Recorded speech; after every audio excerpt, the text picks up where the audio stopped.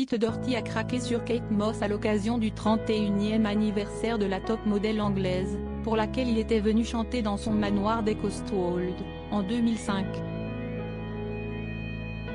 Leur romance a démarré à cette occasion, alors que l'artiste était déjà accro au paradis artificiel.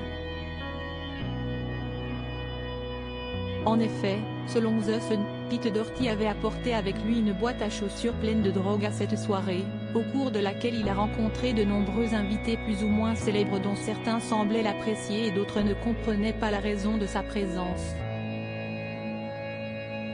Toujours est-il que le destin s'était chargé de réunir Kate Moss, aujourd'hui âgée de 48 ans, et Pete Doherty, de 5 ans son cadet, malgré la dépendance aux drogues dures de ce dernier.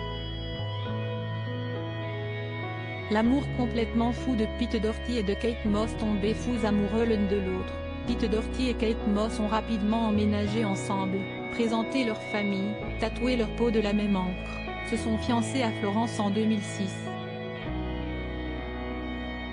Malgré cela, la drogue faisait véritablement office de troisième personne dans leur couple, séjour en détention provisoire, vente d'histoires aux tabloïds pour régler des dettes de drogue, une vie en dents de scie qui ont véritablement altéré leur amour. Selon Pete Doherty et ce qu'il explique dans son livre, Kate aurait tout tenté pour le faire arrêter, comme le pousser à se faire poser un implant de naltrexone afin de réduire les effets de l'héroïne, qu'il a pourtant continué à prendre, ou aller en cure de désintoxication, dont il est sorti avant l'heure, ce qui a amené la top modèle à se séparer de lui.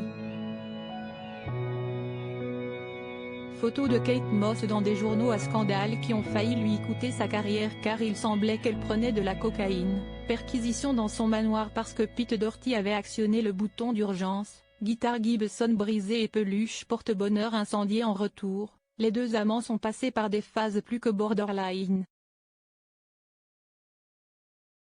Nos mondes n'étaient pas vraiment compatibles au final, expose Pete Doherty, qui a finalement réussi à surpasser son addiction, depuis son mariage l'an dernier avec Katia De Vida.